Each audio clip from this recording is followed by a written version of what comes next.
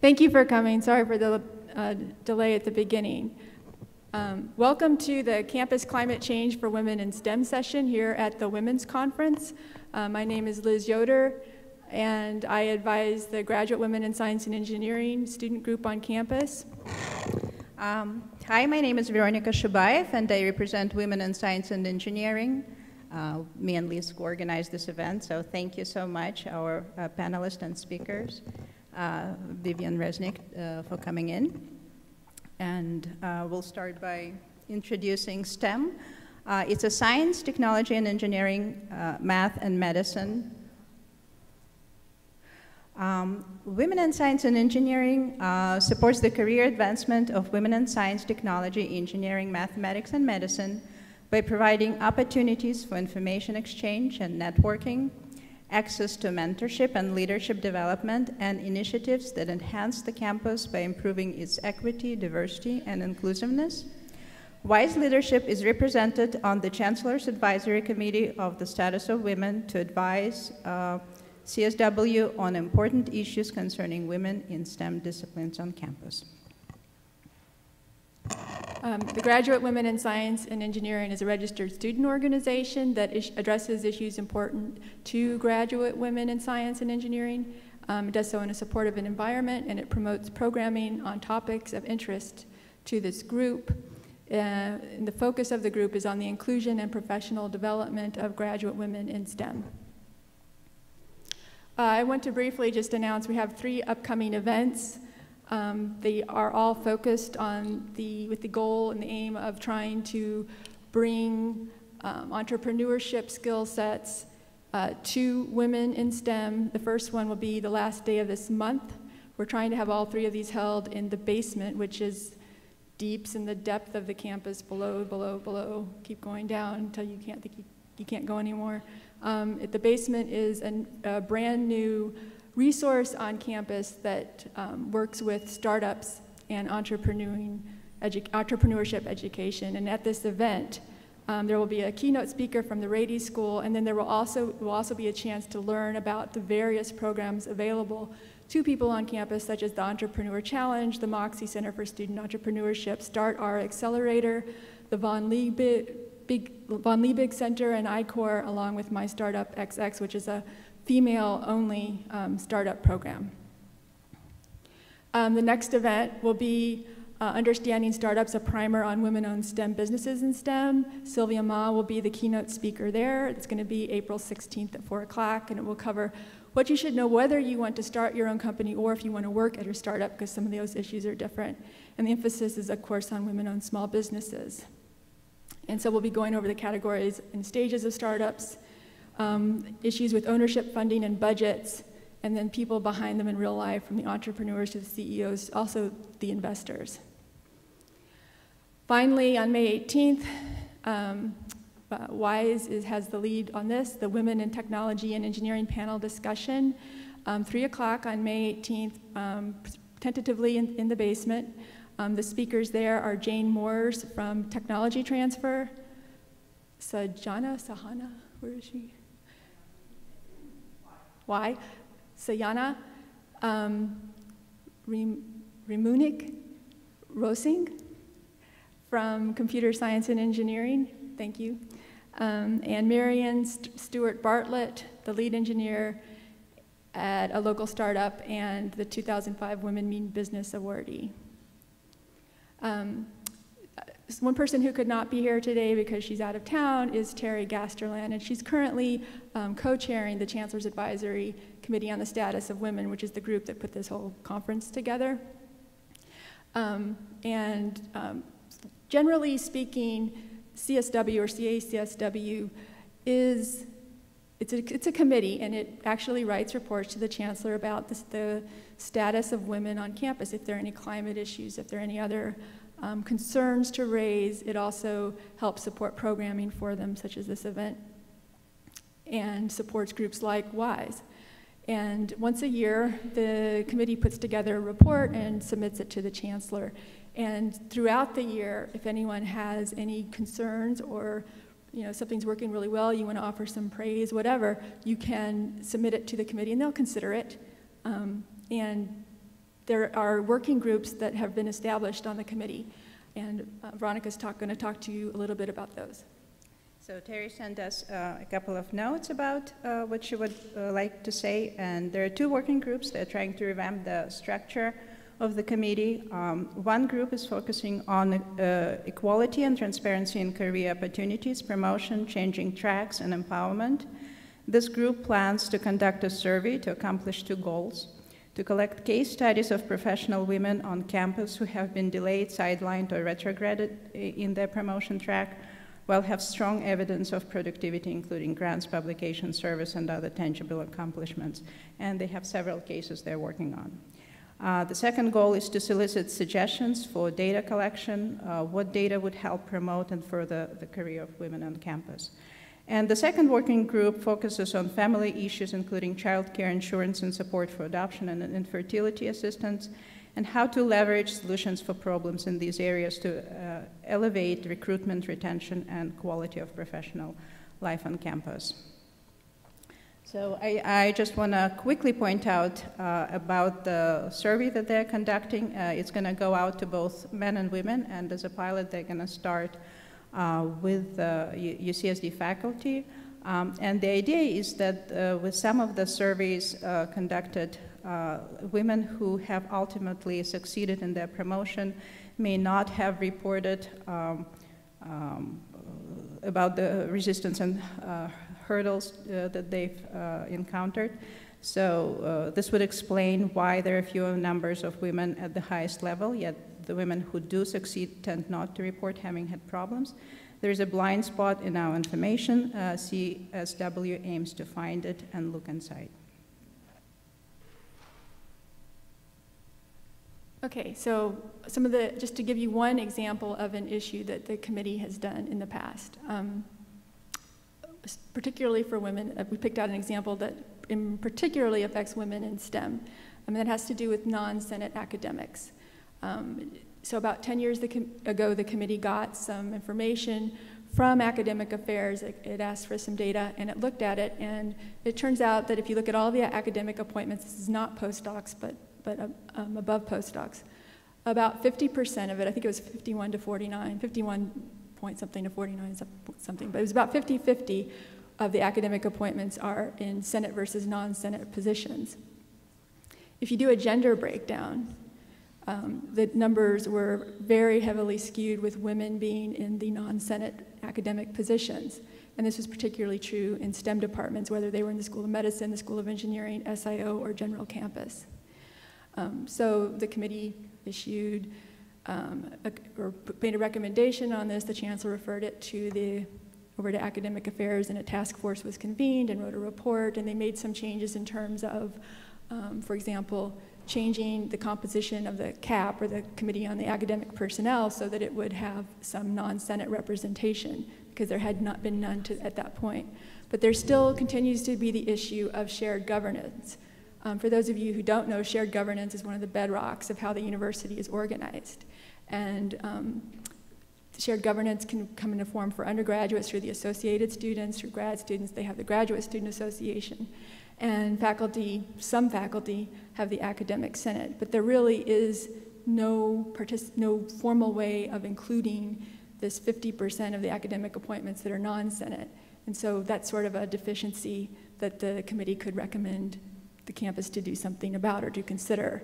Like, can you expand the Academic Senate, or if not, can you create an alternative governing body? And if so, how would it interact with the Academic Senate? So that's just an example of the kind of issues, but other issues have to do with pregnancy parking or fertility assistance. It can be whatever you think is a concern if you have something you want to raise. And if you do, you can get in touch here. You can send Veronica email, there's her email.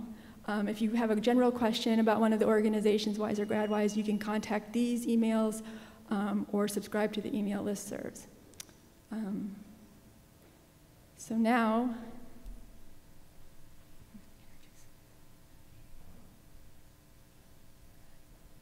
I'd like to introduce our speaker, Dr. Vivian Reznik. Her talk is Health Sciences Faculty Climate.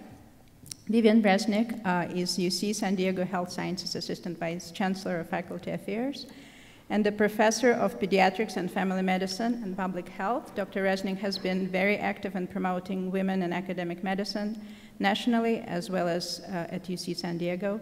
She has been active in the Group of Faculty Affairs, GFA, at the American Association of Medical Colleges and the Advisory Board of Women Executives in Sciences and Healthcare. In 2010, Dr. Reznik was inducted into the San Diego County Women's Hall of Fame. So I would like to invite. Thank you. Good morning. I'm here representing the world of health sciences. So everything I'm going to tell you is from my world. I've been a faculty member here for a long time in 2 different departments, which gives me the opportunity to see how different work units at the university work. I'm obviously very interested in women in medicine and have spent a lot of time worrying about where we're going. But today I'd like to show you, if I can get this to work. Why is this not working?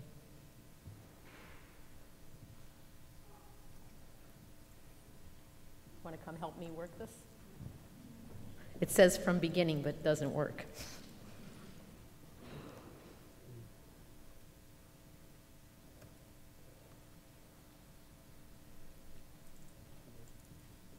Yes? Okay. So we're going to talk about how we in health sciences have sought to improve the climate for both men and women in health sciences. And I've been doing this work for about 15 years. And I have an office called the Office of Faculty Affairs, and I'm responsible for essentially all things faculty, the good, the bad, whatever.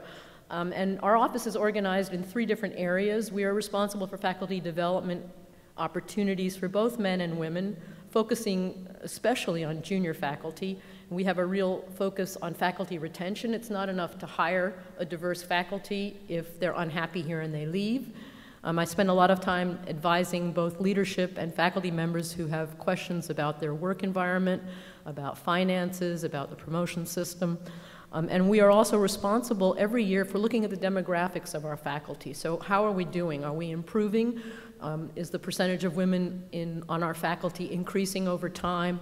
Are they represented in all of our series? And are they being promoted at equitable rates as the men? So we have a lot of data that we look at every year, and I've found in my world, if you want men to pay attention to what's going on with women, if you show them some data, you're much more likely to get their attention. Nobody wants to be in the bottom. So if you're a department and you have the fewest number of women in the entire School of Medicine, it's embarrassing, and embarrassment is a good way to get people to do action if they're not really committed. So here are some of the sponsored programs that we have, because we believe a faculty member who knows the most he can possibly know about the world that they're living in is more likely to succeed. And some of these programs are entirely for all faculty, and some are only for women. So the Rady School of Management has a leadership program which is open to both campus and School of Medicine faculty. We have the American Association of Medical Colleges has very good professional development weekends, and my office sponsors 2 to 3 women a year at the junior level, at the mid-level, and they have a minority faculty presentation. And we've been doing this for about 7 years, so we now have a core group of faculty in the School of Medicine who really are empowered by looking at the national spectrum of what's happening in academic medicine.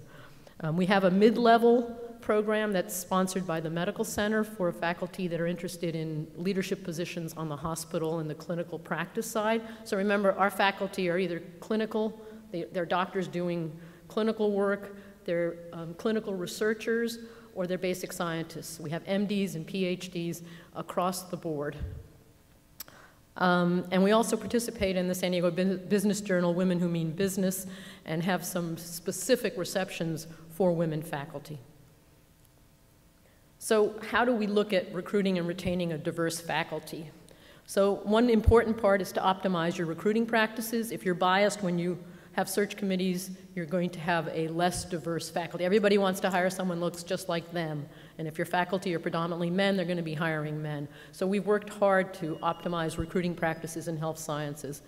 We have to be strategic about our strengths and weaknesses, and we have to recognize that faculty retention is related to campus climate for all faculty. And 20 years ago, we had a history of women faculty leaving UC San Diego, mainly in their mid-careers because they were unhappy about a multitude of factors in the climate. And we have a very strong focus on junior faculty because I think if you get people early and young, and they're always enthusiastic when they get here, if you can maintain that enthusiasm, faculty are more likely to stay. So here's our strategy for recruiting a diverse faculty, and we've been working on this for about 5 years. Cluster hiring and curricular innovation means that you find subject matter that's more likely to attract a diverse group of faculty members. And a good example is family medicine and public health. Started an undergraduate major in public health. It's only the second school in the UC system. Berkeley has such a program, and recruited a wide variety of faculty to help teach that undergraduate major in environmental health, in behavioral health.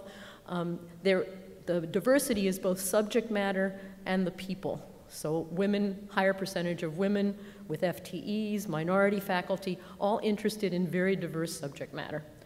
We have a very clear search committee practices to reduce bias. I meet with all the search committees in health sciences, and we go through all of the implicit bias that all of us have and how that relates to hiring practices. And we hope in 10 years from now we'll be able to look back and say that those training programs made a difference in the quality and diversity of the faculty we hired.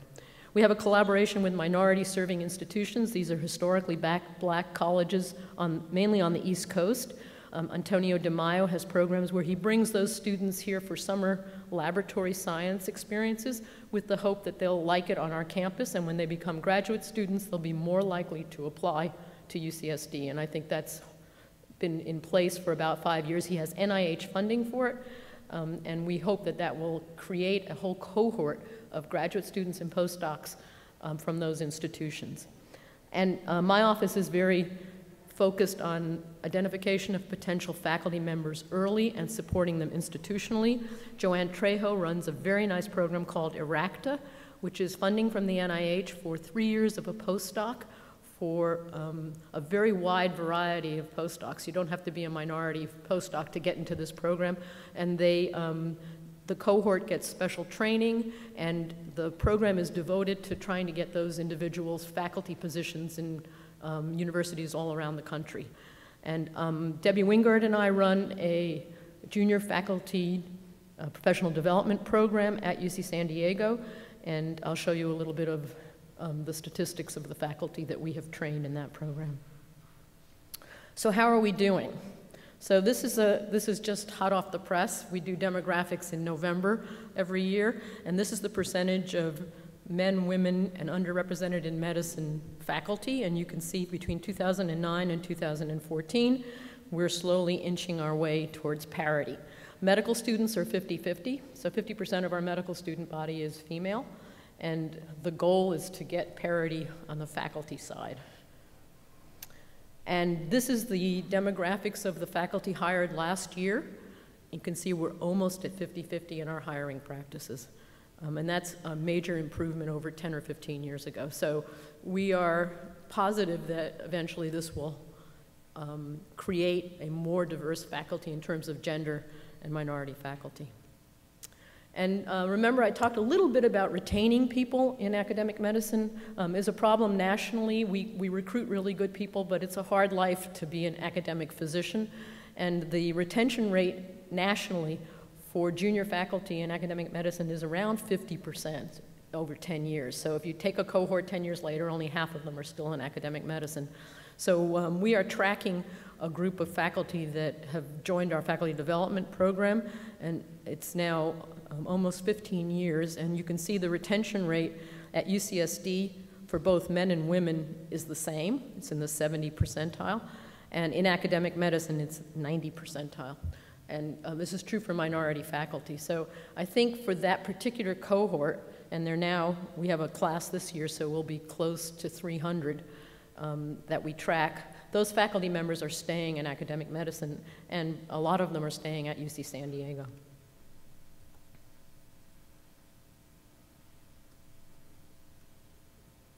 So I was asked to come here and to tell you a little bit about how we measure faculty climate in health sciences. We've done it twice, in 2005 and in 2011, and we compared the two studies to see how things are going over time.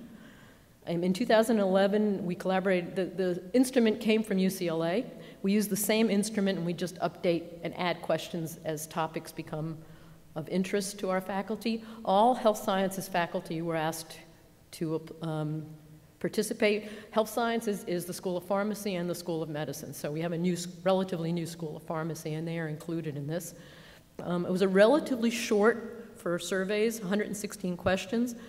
We had a pretty good response rate, and we also took the data, and for the largest departments in the School of Medicine, we actually showed each department how faculty in their department feel about all the issues.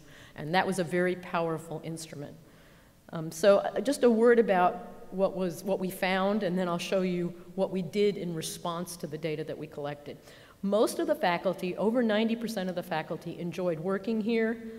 They thought their work was rewarding. They thought their colleagues were respectful.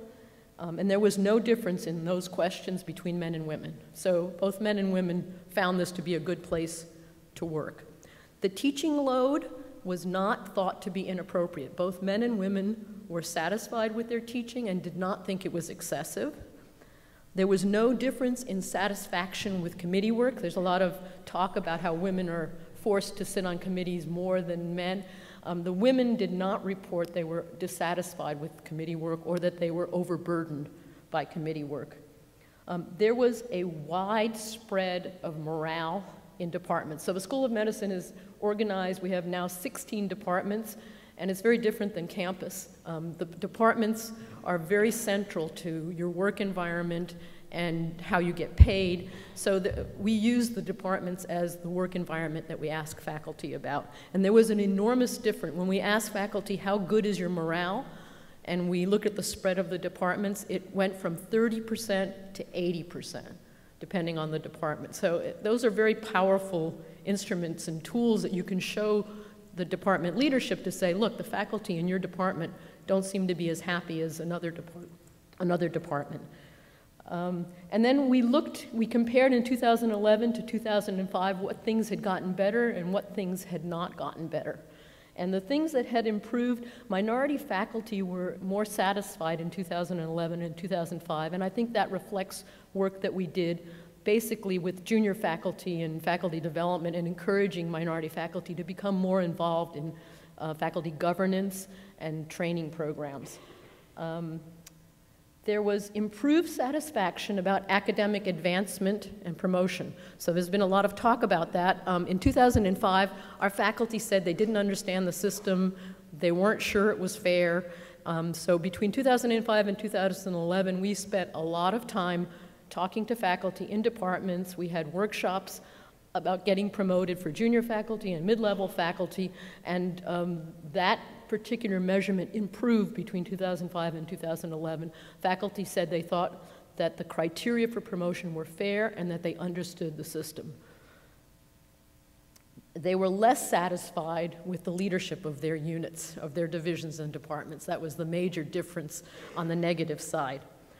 The most interesting observation in this survey is that there was a difference between men and women in their responses, and it mainly had to do with issues of fairness and transparency. In almost all of the questions that asked, do you think the space allocation of your office and your laboratory is fair, women were less likely to be satisfied. And we had one question we asked, do you think this is a good place, do you think UC San Diego is a good place for women? So we asked the men, do you think this is a good place for women? 90% of them said it's a great place. When you ask women, is UC San Diego a great place for women? Not so much. So there were differences between perception between men and women, and mainly in all of the areas it had to do with transparency and fairness.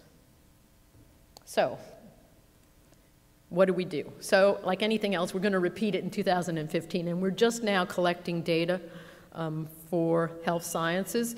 And this time, the survey is going to include questions about sexual identity and faculty behavior and cognition.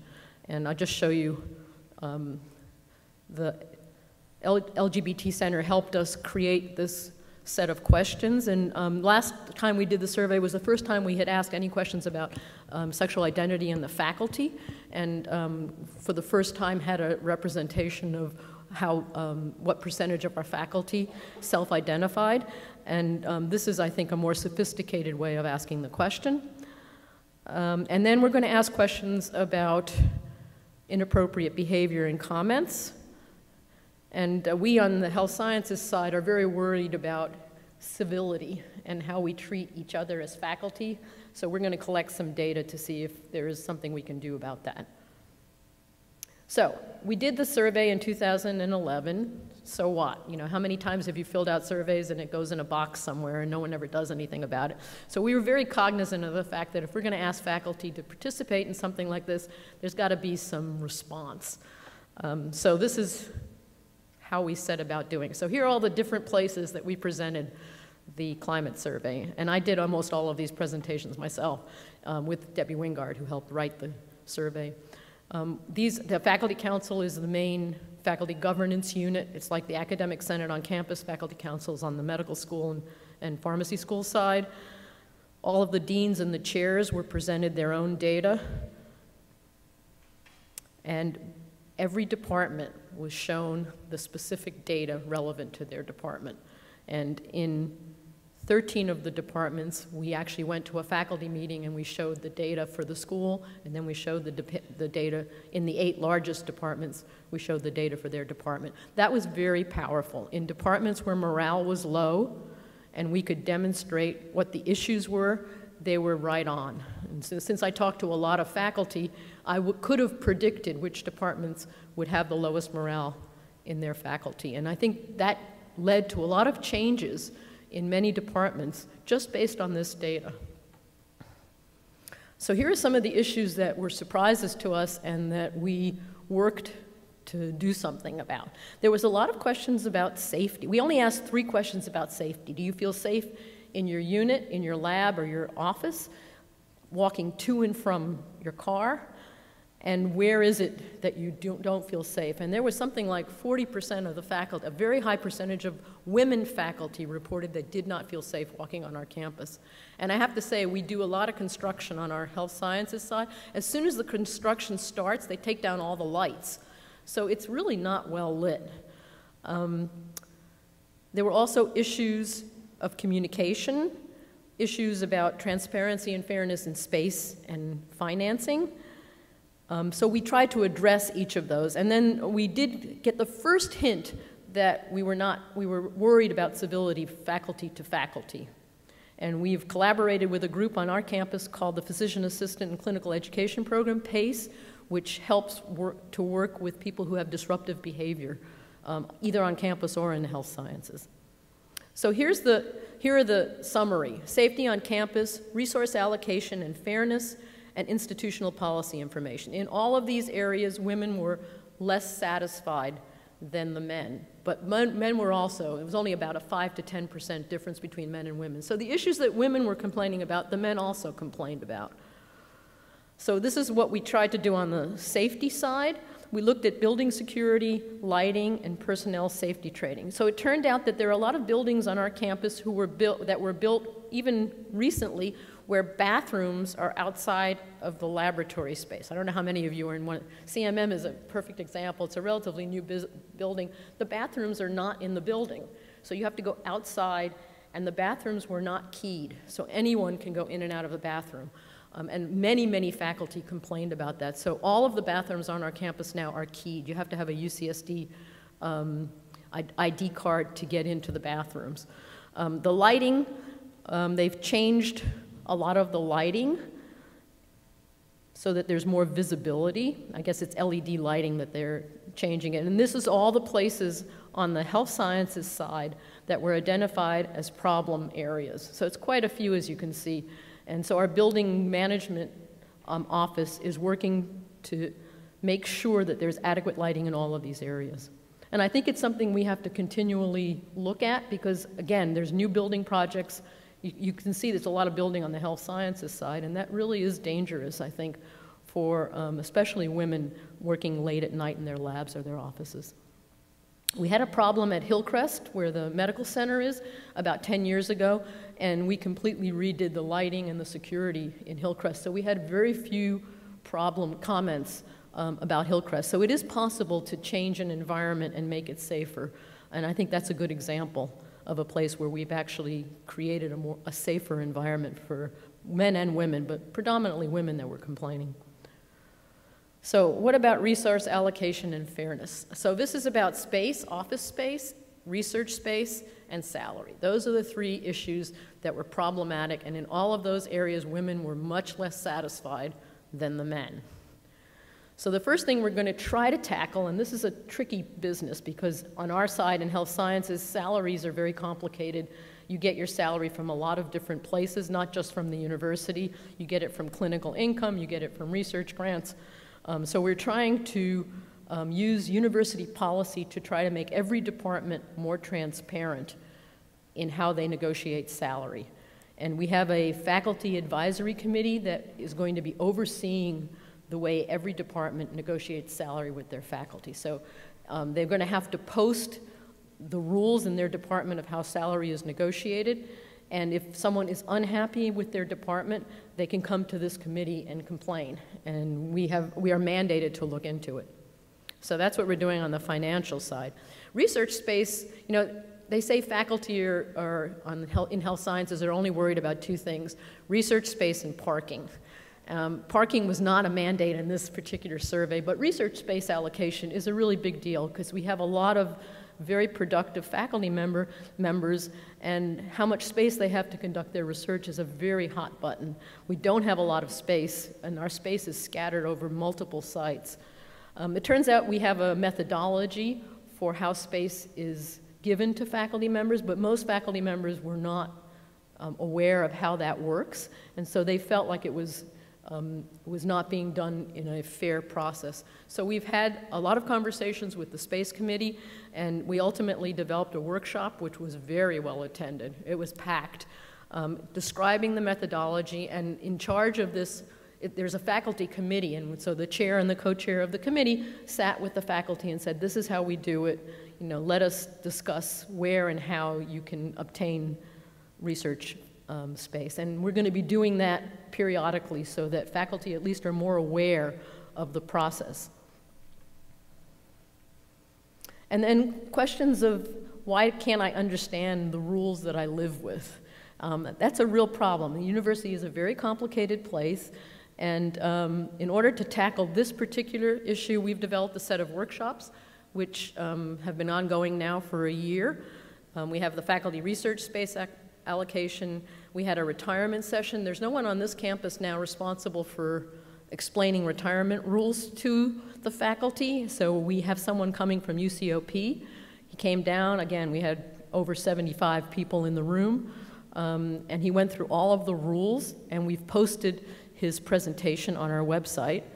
Compensation, again, we have a complicated system of how compensation is determined, and the important thing is for faculty members to understand the system, and then they're much more empowered to negotiate their salary with their chairs. If you don't know the rules, you can't possibly negotiate.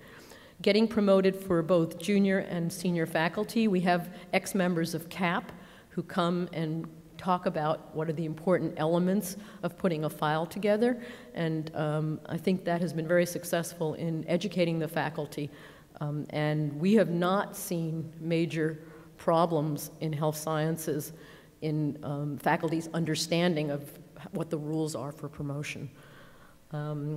We have a new faculty reception every year that's very well attended, where new women faculty are introduced by other women in their department, and people have a chance to meet each other and to spend some time talking across departments. Again, we have 16 departments. We hire about 160 faculty a year. I mean, we're still growing in the health sciences. And I'll tell you a little bit about a new program that I think is a result of the Faculty Climate Survey. So we are worried on our side about disruptive behavior and the tone of civility on our faculty, and so we decided the best place to start would be to train leadership on how you manage faculty that are disruptive. So we had a very intensive workshop, and 33 leadership folks came. It was scenario playing. I played a disruptive faculty member. It was a lot of fun. So I think that this is just the beginning of an issue that we are going to be looking at, because I think it does change the climate when people are not being civil to one another. And here's all the department changes or activity based on the climate survey in many of the departments that really were just beginning to look at issues around women in their department. Anesthesiology, it turns out there was no women in medicine nationally for anesthesiologists, which I was quite surprised at. So the women in our department of anesthesiology began a committee, and I believe they're taking it nationally, to create a group of women in anesthesia to talk about issues related to the workplace in anesthesia. The Department of Medicine looked at their data and recognized their junior faculty were unhappy because they didn't understand some of the policies in the Department of Medicine, so they have created a mentoring program. The Department of Pediatrics last year had a faculty retreat. The entire retreat was devoted to issues that we had discovered in the Department of Pediatrics. It's one of the 8 large departments. And it was very interesting to be in a room full of faculty and hear the same words that we saw in our climate survey reverberating in the room. Radiology had a committee to address some of the issues that we discovered in radiology. The Department of Surgery had the most extensive redo. I can't say it was the faculty climate survey that created most of the redo, but they immediately developed faculty action committees in all areas that were discovered in the Department of Surgery. And they now have a new chair, and I think are on their way to developing a much better climate for both men and women. And in neurosciences, they established a Women in Neurosciences committee. So that's a lot of action on the sort of ground floor, all of which I think was spurned by having good data on our own faculty. And this is a new committee that was developed by a group of women who attended the AAMC Faculty Development Workshop for women faculty. And they call themselves Women in Medicine and Health Sciences Planning Committee. And we now have funding for the next 2 years to create some leadership and career development. And they have had one invited lecture, which was very, very well attended and very well received. And another one, I think, for graduate students, postdocs, as well as faculty in the spring. And here's what's happening now, because of course this work is never done. We just opened our faculty climate survey for 2015 in February, and it's going to go to April 1st. We're hoping for a 35 to 40% response rate. We have 2 committees that are going to be looking at all of the data that I'm presenting to you, a faculty equity committee and an oversight committee for compensation. There is a campus faculty salary equity study. There's one on campus, there's one in health sciences. It's about to finish its work, and so based on what we find in that study, we'll create, hopefully, some action plan to make sure that there's equity.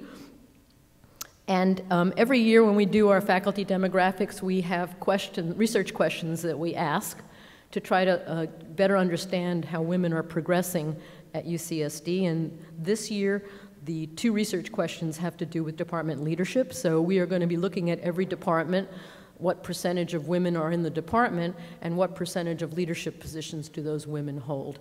And I can tell you that it's very variable. We have departments where 50% of the department are women and 10% of the leadership are women. So there's going to be an enormous variety, a little bit like the question about satisfaction. We're going to have a very wide spread, and I think that's going to be the easiest way to address some of these issues, is going to be on a department-by-department basis. And we're also going to look at distribution of FTEs, which in health sciences, only 20% of the faculty in health sciences has state funding. So most of our faculty generate their own salaries.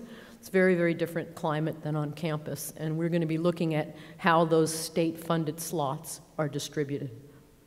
So that's our work plan for this coming year. And that's the story.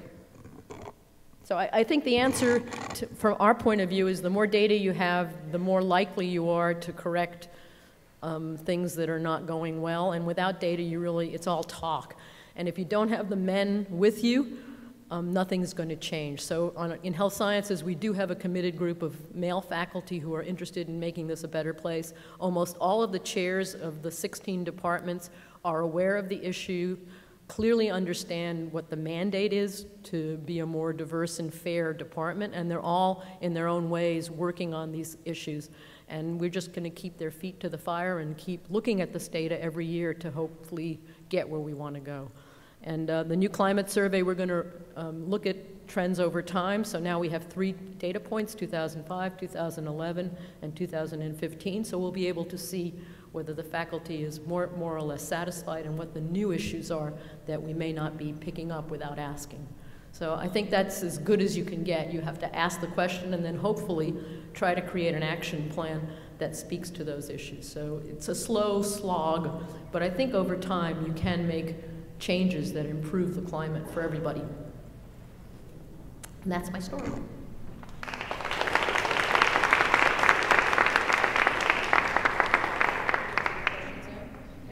Anybody have a question?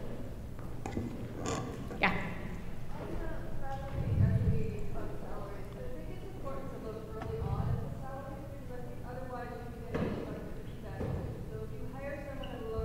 Correct. There's a higher chance their spouse now has to take a job or take a high-paying, high-powered job. Therefore, they're less able to help at home, less able to help with kids pickup, etc. And therefore, that faculty member now gets less work done. And if you just look later on, you'll say, well, they're getting paid less, they do less work. But yeah, for sure. Hire the women with lower pay. They tend to have spouses that work more than many male faculty and stay-at-home faculty. And therefore, they're getting less support on that, and they have less time to later on doing less work. Yeah, so I sit on the committee. I'm not doing the faculty equity study, but I sit on the committee that reviews it, and what they're looking at it over time. So they're looking at faculty salaries. They have a very complicated way of looking at it, and it's clear that women are hired at lower pay and lower startup packages. We showed that the last time we did a faculty equity study, so that's being considered in the model. And I haven't seen quite the finished product, but of course, no doubt about it, no doubt about it. Yeah. When you say, maybe you said it, but when you say faculty, are these only academic senate faculty or the whole shebang? So I wouldn't call it the whole shebang. When we talk about faculty, we talk about anyone who's in a faculty series. So we have 5 faculty series on the health sciences, only 2 of which are in the academic senate. So it's a small percentage of our faculty that are in the academic senate. So we consider anyone with a faculty title. A committee like CAP only. No, so whoever was talking about CAP, that's incorrect. So everyone on CAP is a faculty senate member. There are 3 people on CAP from health sciences. One of them is a clinical X, so that's usually a clinician. And only people in clinical X, FTE, or in residence are reviewed by CAP. The rest of the faculty is reviewed. We have our own SOM-CAP, School of Medicine CAP. Yeah? I really appreciate everything that you're doing in trying to improve the climate here. I get a little frustrated though a lot of those workshops happen to be at times that are really hard for working mothers to attend, like 5:30 to 6:30. Going to what you said, we don't have someone else at home to pick up the kids. Can you address that? So we have done, every time we put together a series of workshops, we ask the faculty what time they prefer. So we've done, every year we do the same survey. And what happens in health sciences is people who are doing clinical medicine can't come at lunchtime. It's just impossible. Excuse me? They're posted. All of our workshops are posted on our website, absolutely. Yeah. Hey.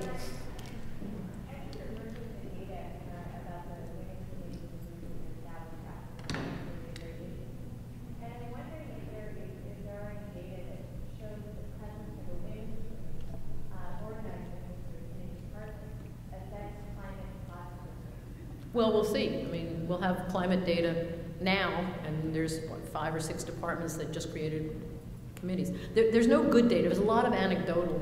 All of the papers written about this are anecdotal. You know, it's very hard to create a double-blinded experiment.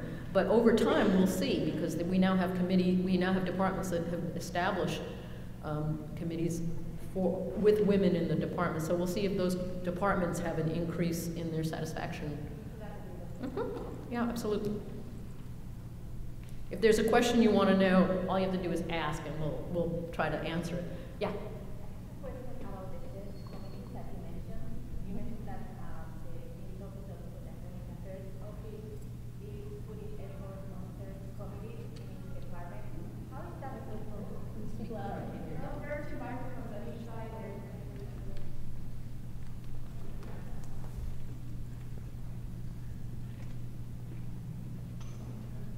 Working?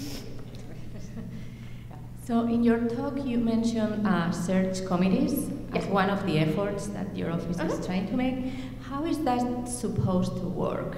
So I can tell you, so there's a lot of data, a lot of research on something called implicit bias, which is how groups of people make decisions without recognizing that they are biased.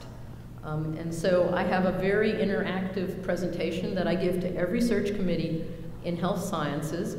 Most of the people listening to the talk I give have never heard the information. You know, we're not social scientists, we're basic scientists and clinicians. And I think it changes how they approach the work that they do. We also have some techniques that we recommend they use to decrease implicit bias. And we have a form that we are now encouraging everybody to use that was designed at the University of Wisconsin, where you actually write down how you came to the conclusion about which of the candidates. So I think it has made a difference. It's going to be hard to measure, but I think over time we'll be able to measure the difference that makes. Are those search committees supposed to be working for every hire that the department does? So we do this for every FTE hire. 2/3 of the faculty that are hired in health sciences have informal committees, and it's a difficult beast to control. So we've started with FTE committees, and I think once we have a track record, I think we can expand it and have individuals on each search committee give the same presentation. There's nothing magic about presenting it. Thank you.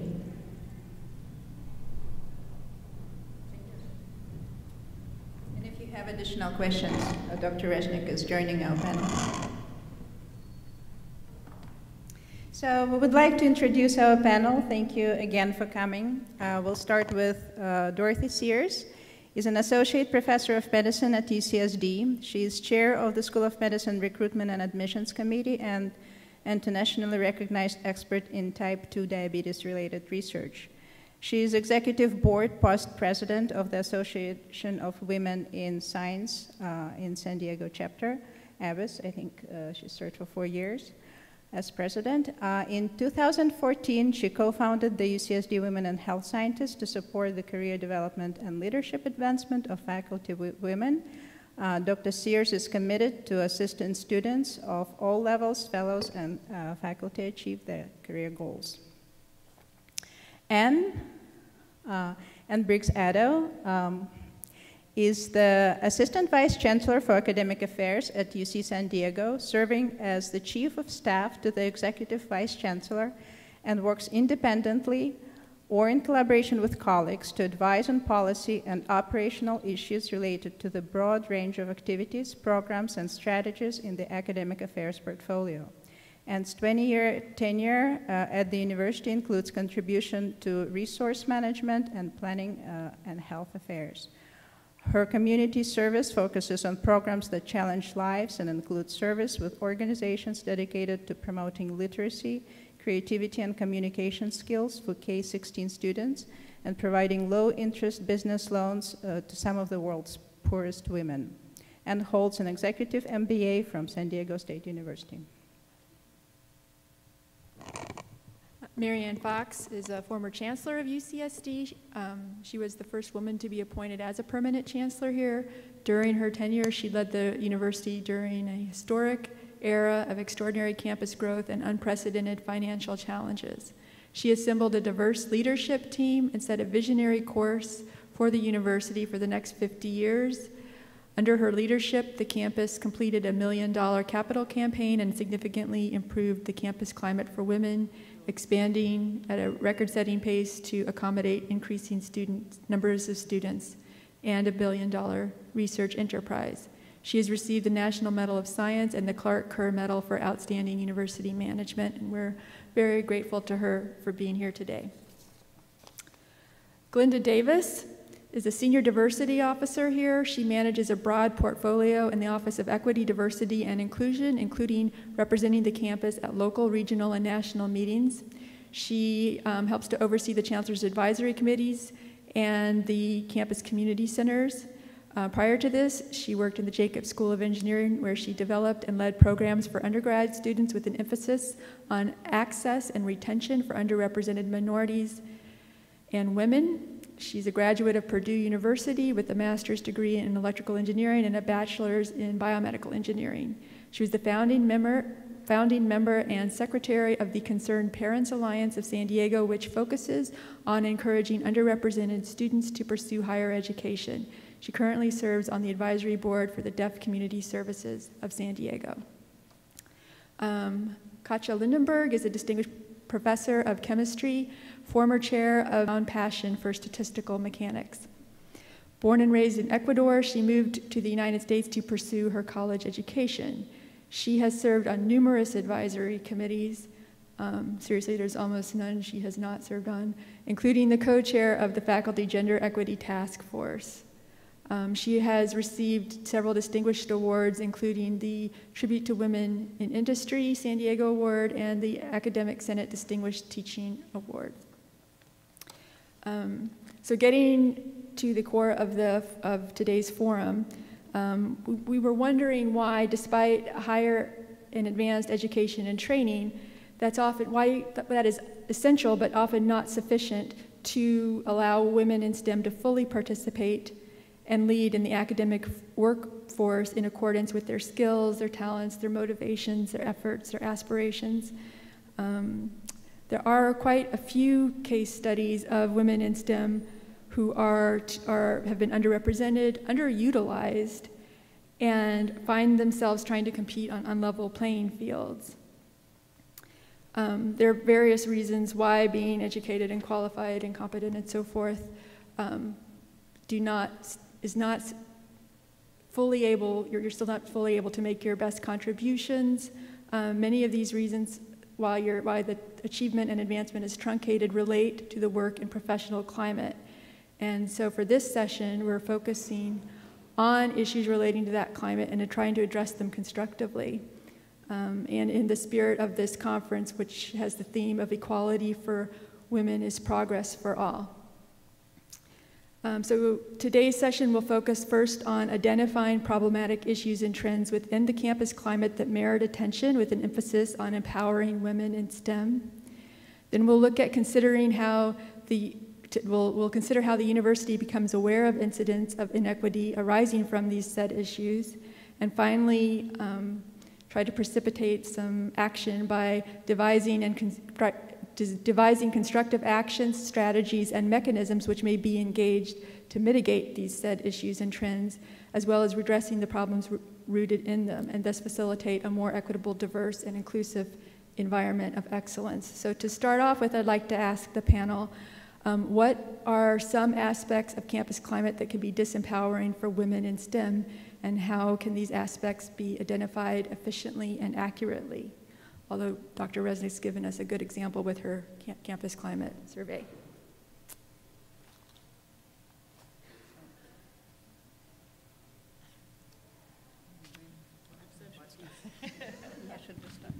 Well, I'll say something a little bit. So I'm coming from the Department of Medicine, and Dr. Reznik has already told you a little bit about what's going on over on the Health Sciences campus. And I'd like to just say thank you again. I've thanked you many times, but again for conducting these surveys and bringing these issues to light, and really having the numbers, because, you know, we all like data. We're all STEM people, right? So men like data too, and it's powerful. There's no arguing against it. So I would say that what's disempowering is, for for example, seeing the leadership in your department and that they're pretty much mostly men. In my department, we had 21 chairs at chiefs and co-chiefs. And last fall, I was at a meeting, a department meeting, and there are women all throughout the audience, sitting there, members of our department. And then the slide goes up where it has all the chiefs and the co-chiefs there. And there are 21 people on the slide, and there are 3 women out of 21. One is the chief of an academic kind of education division, medical education. So education is predominantly women. So it's like, okay, that makes sense. And then the other 2 women are chiefs of divisions that are new to the department. So they did not succeed a man. They were not selected by men to lead. They were selected to head this new thing. So what you see is in the traditional divisions, there's lack of leadership. So when you see that slide, it's very disheartening. Then one slide after that was talking about different initiatives within the department and who the leaders of these new initiatives were. There was 1 woman on that slide out of 12. So women are not being selected to lead. They aren't on these new initiatives. So it's very disheartening to see that, especially given that this data from the 2011 survey has been going around. So that's disheartening. What we've decided to do is to actually look at the data for women leadership by department. And I think once we show the data, I'm hoping that will move people to recognize their deficiencies. But the department chair prepared that I'd slide. like to add something to that. No, but I think if you show it to a group of chairs and deans, and you say, look, your department of medicine is probably 40% women, and you only have 20%, 16 to 20% leadership, that's not appropriate. I think once it gets into their head, I'm hoping it'll move them to behave. I would like to add something to that. Even in this presentation, it was said women are not selected for these chairmanships. I think women have not yet learned to get up and select themselves, so to speak. Often these leadership positions is not other people selecting these men, it's the men getting up and saying, I'm good at this, and so I would like to do it. And women do that far, far less. They wait to be selected. I think one of the most serious problems that we haven't solved yet is the two-body problem. And the fact that very often women come in as the trailing spouse. And it is very, very difficult to shed that sign that these women carry around. I'm, the trailing spouse, no matter how good they are. That's a completely separate thing. But I think women need to empower themselves more and not wait to be selected. Let me add a comment. In addition to STEM with a double M for medicine, STEM also lacks that last M and has been replaced by the insertion of an A. So the arts and humanities want to be included within this. And if you think of that, there's nothing but what's already included in STEAMM. So this is a universal problem. It's a problem that faces the faculty, the students, whether graduate or undergraduate. It influences our interaction with the community. And increasingly, as there are changes being made in the quality of education at the K-12 level, we're going to face the challenge of incorporating these folks as they come through. But what they're going to face is the same problem that has been described in medicine, and that is that the pipeline is leaking.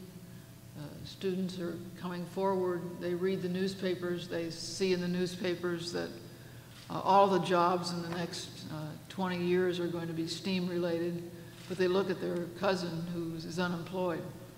And they look at the dearth of well-trained teachers in these STEM areas. They look at the way that physicians are being treated in academic settings compared to private settings. So it's very important, I think, that we have this kind of discussion and that the people who participate not be discouraged by obstacles that are put in their pathway. I have to say that the recession is the best thing that ever happened to academic medicine, because salaries in private practice have been compressed, whereas salaries in academic medicine are pretty much the same, so it's a lot closer. So we are losing far fewer faculty members for financial reasons because of their salary being higher. We're losing them for other reasons, but that's one of the things we look at every year. Why are people leaving? And in the last 5 years, that's changed, which is really, I think, good news. It was striking to see on the slides that you had that salaries wasn't number one. Yeah, no, it's not. It's not. It's really interesting. Yeah. So I feel like an interloper because I'm not a STEM person, but every day I get to work with the EVC on some of these issues, and my observation is that, as Vivian said, too often women are trying to solve this problem with only women. We absolutely need to include men. It's not a woman's problem. The theme of the conference, I think, says it very well. There's a lot of data that show that if women are doing well, you know, communities are doing well. So it's really everybody's problem. And you know, there were a few men earlier sitting out here. I'm not seeing any anymore. But we have to include our male colleagues, and there are a number of them who are very supportive of these issues and want to help. And so we have to be conscious of that and careful not to exclude them from the conversation. It would be great to see a panel up here talking about women's issues and actually see some men talking about how to solve some of these problems.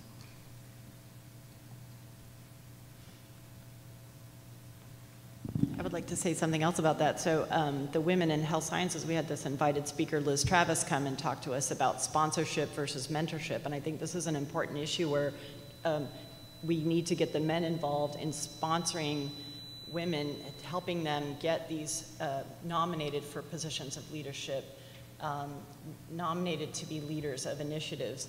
And since men are in a lot of positions of power, we do need to have their assistance with this. And I think they're there. I think there are a lot of men on campus, all across our campus, who want to do that. And it's not mentorship. Sponsorship is taking you to the next level of your career, not giving you career advice, but getting you through the door. Mm-hmm. So this is where men can be particularly influential in this process and facilitating it. And women need to do that too, women in power. Yes. Not all women in power do that. Right. There's somebody else. So, question out there. There's a question. Please go ahead.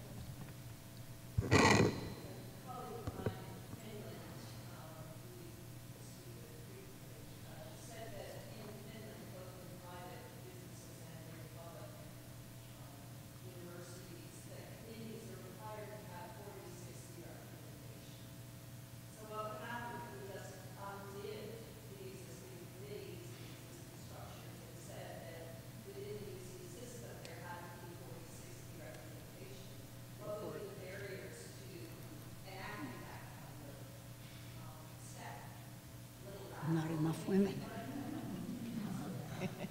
You totally overload. You totally overload the women because the composition of the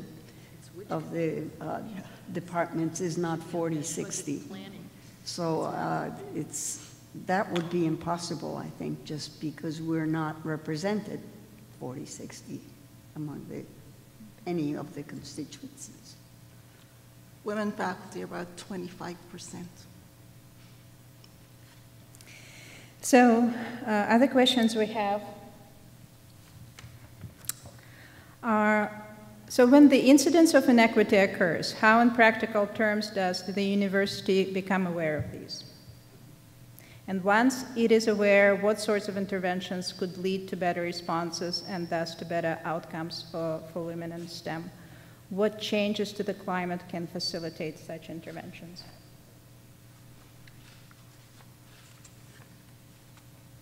So maybe we can just start from that angle.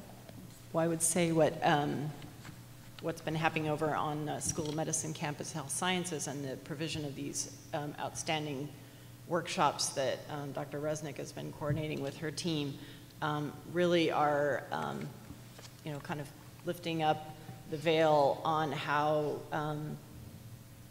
salaries are determined. Most people, I was at the ABCs of XYZ in 2014. We have this X component and a Y and a Z, and we bring in our payroll stubs like, I don't understand what that is. I don't even know where my money is coming from. You can't tell. So these kinds of programs, rolling these out and having faculty come and hopefully these will be annually offered annually, because you can't always make them, and things change over time.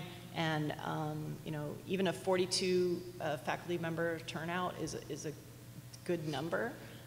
We have, I don't know, how many faculty do we have? 1,400. 1,400 faculty, so 42 really isn't all that big. So, but implementing these kinds of workshops is really powerful, and it's based on the data. So the content of the workshop comes from what we know is already lacking. Now, that does only affect the health sciences. So, the problems on the main campus are different and have to be addressed differently. There are some rules that I do not understand. They've been there for decades. For instance, if somebody is hired at a lower salary than they should be, men or women, there's no mechanism to equalize that later, or very little mechanism, unless they come in with an outside offer. And by then, a lot of the time it's too late, because if they have a good outside offer, they leave, or maybe they leave. So I've been on a number of task forces that look at these issues and make recommendations, and slowly, some of them are implemented, but I've never understood why it is so difficult to simply look every year at salaries that are or appear to be too low and do something about them. And these are mostly women that fall in that category. So we have some new mechanisms, Katja. We, over the last 3 or 4 years, we've put in place a number of new opportunities, shall we say, to consider those things. We have spot compressions. We really rely on the deans and the chairs and so on who are closer to that information to raise the question and to point out some of these inequities so that we have an opportunity to address them. We have put in place maybe just a year or 2 ago promotional increases. So when you go from assistant to associate and associate to full and 5 to 6 and so on, there are other opportunities where there's just here's a reward sort of thing. So we're working on those in addition to the equity studies that I know that you've helped with in the past, and we're committed to doing a full-blown regression analysis kind of study every 5 years, but certainly on an annual basis, we have opportunities to address some of the existing inequities. It's being implemented very slowly, these changes.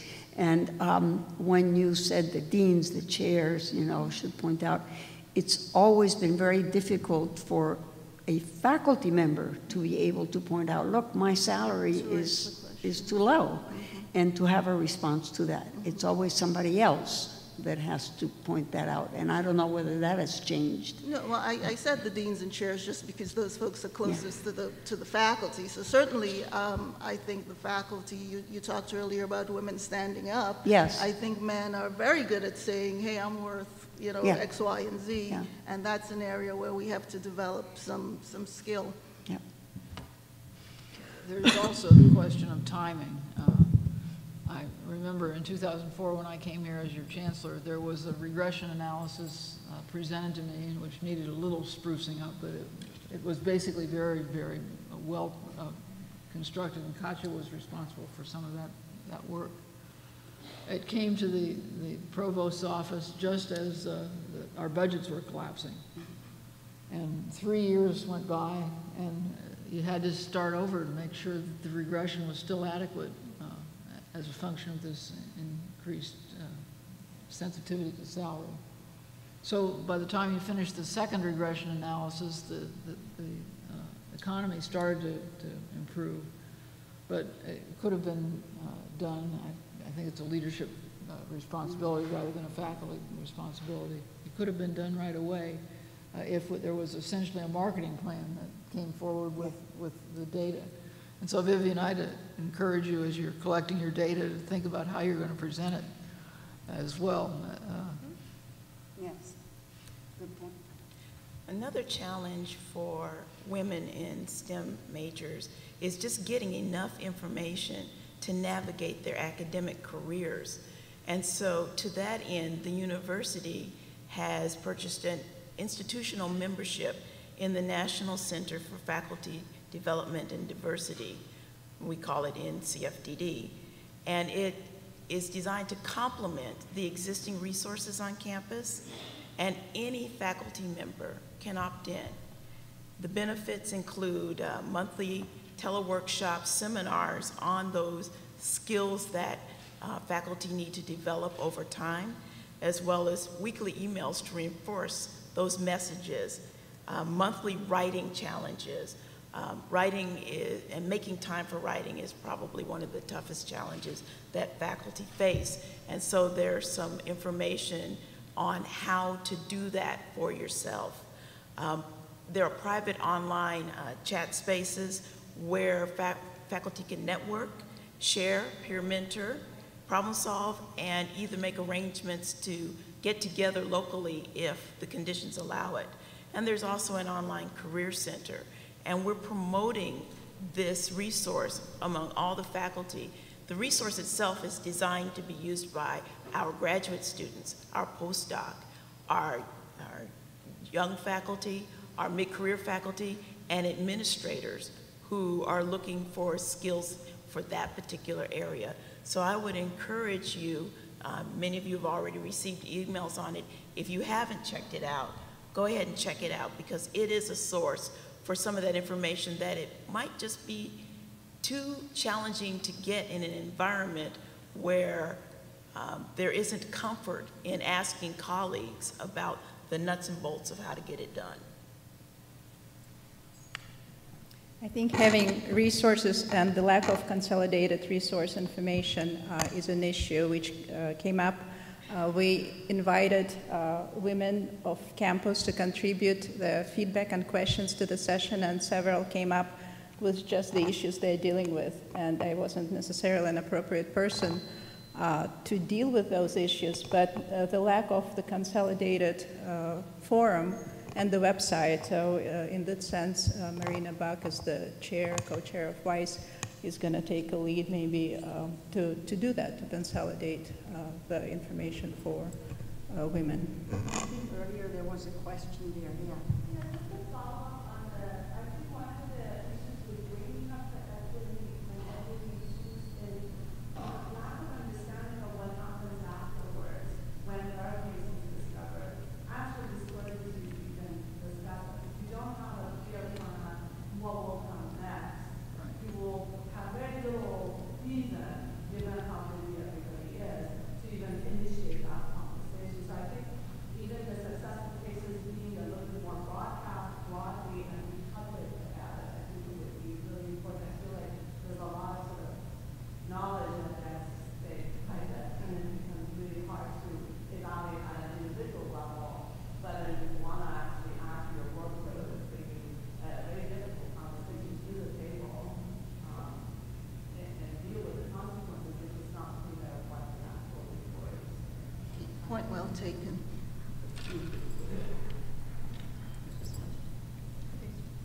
I'm a staff in health sciences, STEM career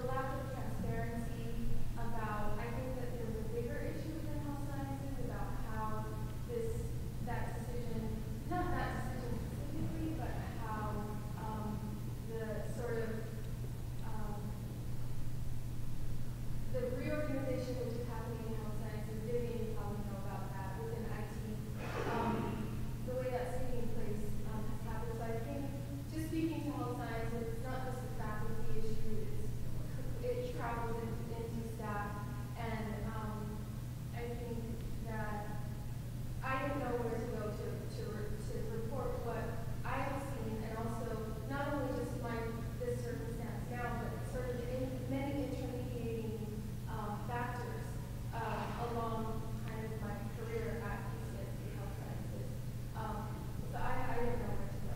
So I'm grateful that this is taking place, because I can perhaps ask, what should I do next? Where can I, who can I tell, what can I tell about what I've experienced, what I've observed? You know, it's a tough time. I can. The finances of healthcare has driven enormous reorganization of every medical center and every medical school in the country. So we're not alone in that way. And the goal is to create a system that is both responsive to the customer's needs, which are patients, as well as create a place where faculty and staff are comfortable doing it. So the big picture is all for the good, but meanwhile it's very, very difficult. And faculty are having the same trouble that you're having in terms of understanding who to go to talk about these issues. Luckily, there are new jobs being created by this reorganization that will not be the exact job that you lost, but there's going to be plenty of new opportunities in this new organization because they're changing so many different structures. We're going to be more centralized, so departments are losing staff, for sure. But the new central organization is very staff deficient, and they're hiring people as fast as they can to make up the workload. So I think there are going to be plenty of jobs available. You just need to spend some time looking. So first of all, I want to thank the panelists for taking time out from their day, and also the organizers for organizing this. So my question is, I mean, I think you've already answered it in your workshops. Some of us haven't been to the workshops. So my question is just a practical one. If you do see inequity, and you say you have evidence for it, and you should bring it to, say, your department chair and show them, and they are not supportive, what do you do next? I mean, do you have an algorithm of who you go to, and what do you do? Thank you. In health sciences, so anyone is entitled to an equity review of their salary, given that you have to support this. So in health sciences, if you don't have state funding, you have to support your salary. So if you have a situation where you're bringing in enough money and you think you deserve a raise and you're not getting it, you can ask for a salary equity review. It comes to my office, and what they do is they run an analysis of everyone that's the equivalent of your work unit to see whether there's a discrepancy. In health sciences, all salaries are supposed to be matched to the AAMC national averages. So if you're generating the money to pay for an increase in salary and you're being denied that, there's an opportunity for you to ask for an equity review, and they'll do an analysis, and if they find the analysis to be positive, they'll adjust your salary. Hi, I'm Yvonne. On campus, if your chair is not supportive, it's absolutely not clear what to do next. It just isn't. People don't know whether to go to the dean or to somebody in the vice chancellor's office or where to go next. And I've seen many cases where chairs are not supportive and just drop it. So it is a real problem. So I suggest we are in the academic personnel office. If you go to the chair and the dean and so on, and that doesn't work, we are right now actually recruiting for a new associate vice chancellor for academic personnel, who will sort of wear a hat similar to Vivian's. He's got that part of the job as well, and so that would be another place to raise an issue like this. I just want to add that it's a little tricky when you feel that you're not being treated fairly or given opportunities if there isn't a number attached to it. With a salary, you can say, here's my salary, here's what the average is, I'm not this inequitable. But if you're not being offered opportunities or you're stepping up and actually wanting to take on leadership positions, but not ever being offered those by the male leadership or any leadership, then what do you do, you know, and what do you say? And then it sounds like you're whining, you know, when you do that. You don't whine, you know, roar.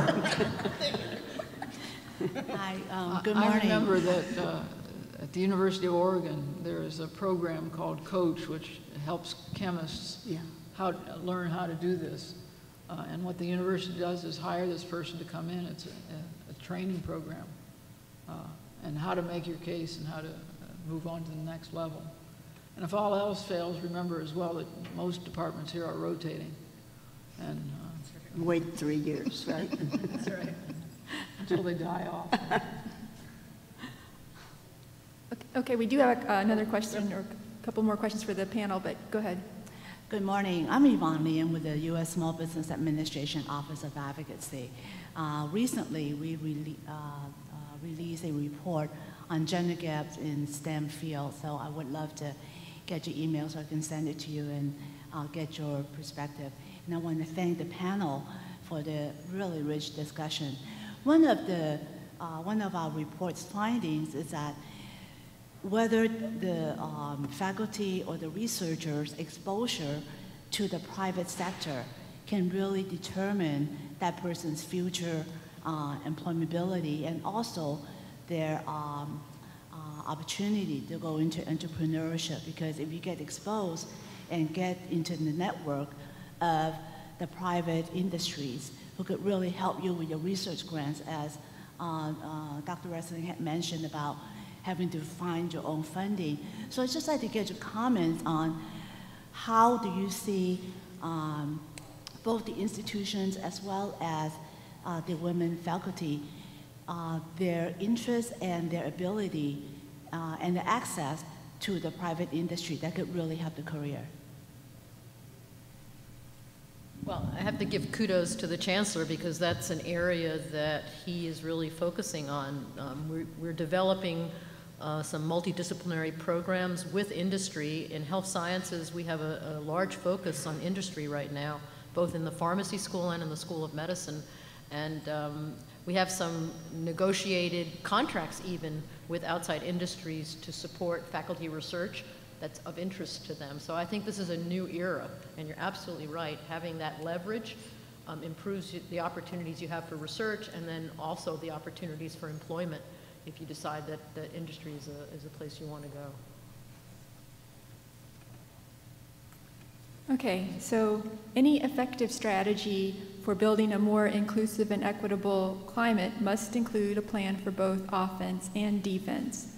What are some action items that the campus could undertake to improve the experiences for women in STEM? And what are the obstacles to implementing these actions? How can these obstacles be managed? And I know if I ask myself that question, I immediately go to the point of saying, how do the men see it? How do the men that aren't used to having women there become comfortable with that? How do they feel about it? Because in their mind, it's not discrimination. In their mind, they're with their buddies and they're loyal, and this is the system they know and they're very comfortable with it. How do you ease that into a transition of being something being more inclusive and equitable? Or in general, how do you have a strategy both for overcoming the resistance to the change as well as the initiatives that drive the change? I would say that one of the most successful strategies, at least on my side of the campus, is this requirement almost that women be on search committees. That just changes the whole atmosphere of who gets hired, who comes in, who gets interviewed. It's a huge change that I've seen. And you know, once the numbers increase, the guys get more comfortable with it. It's just then the numbers make a huge difference. I agree with that. I think some of the workshops Vivian talked about for search committees about implicit bias, one of the things that's really clear is that women also have these biases against women.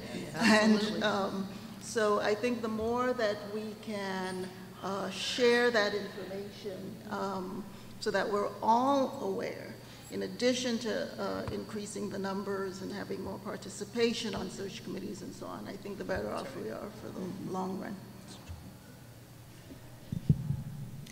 I would say just increasing your knowledge in general about how to navigate an academic career will put you in a position of empowerment.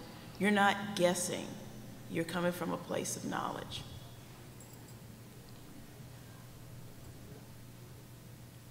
Okay, well, unfortunately, we're out of time, but I want to thank, oh, we have 5 minutes? Oh, we have 5 more minutes. Does anyone else have something? Oh, yeah, Veronica. So as I mentioned, we've reached out to women by emails and several questions came in. I have 3 maybe I'll ask. Advice of the panel about talking to and engaging other male leaders in the unit, department, or campus as a whole. The specific HS faculty feels like we are considered whiners and complainers, even if we notice things that are patently sexist. So your advice about talking to male leaders in the unit, department, and campus. Come with the data. And find your supporters, so you have pre-meetings with the men who you know will support these issues.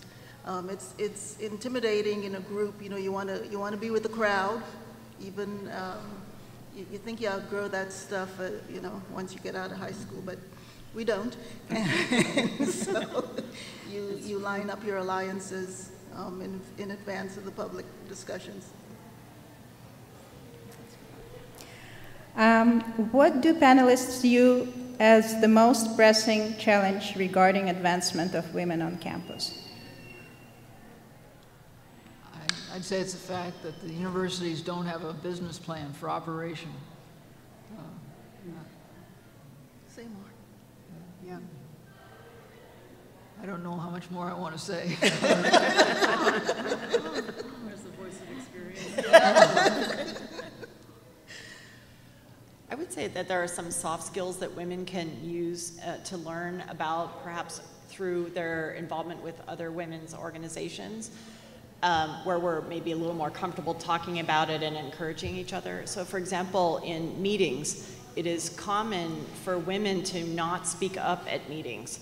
And so we sit there quietly or waiting for our turn because our mothers said, do not speak until it is your turn, or raise your hand, and women will typically raise their hand like this instead of like this, or just blurt out, which is what men do often. And so I think being seen and being heard is really important, because then men become more aware that you're even there. So when you're on a committee, speak up, be concise, be heard, and don't necessarily wait for your turn. Sometimes you need to speak out. And so to practice this kind of thing with your colleagues or with an organization that you get involved with, or just even over a glass of wine with some friends, talk about that kind of thing and get noticed. Read a book. One book I read was You Just Don't Understand by Deborah Tannen. It completely changed the way I communicate in meetings. So there are distinct differences in communication. And I'd like to mention the National Center for Faculty Development and Diversity one more time. The topics they cover are how to collaborate, cultivating networks of mentors, sponsors, and collaborators, using social media, overcoming academic perfectionism, developing resilient writing spirit, how to have healthy conflict, acing qualifying exams, I told you there was something there for the grad students, and strategies for dealing with stress, rejection, and haters in your midst.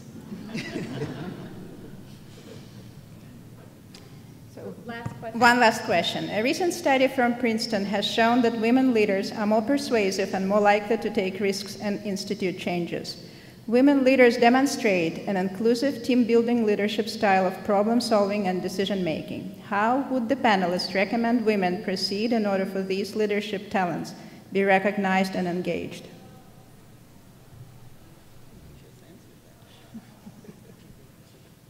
That's a tough question.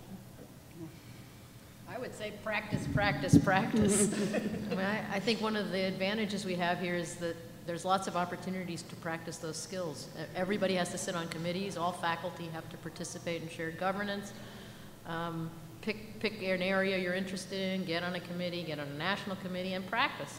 And pretty soon, if you do a good job, you'll get recognized and noticed. There's no substitution for getting the skill you need before you decide that you really want to go and take a leadership position. There's plenty of opportunity at the university.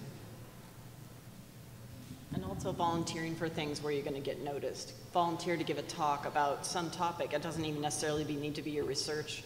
I have given several talks across campus about negotiation and about networking. And I didn't really know anything about those things until I read a book about them. And then I started talking about them. And then that's one way to get noticed. And you have build value. Okay, we are out of time, but thank you very much to all of our speakers for joining us today. Oh, God.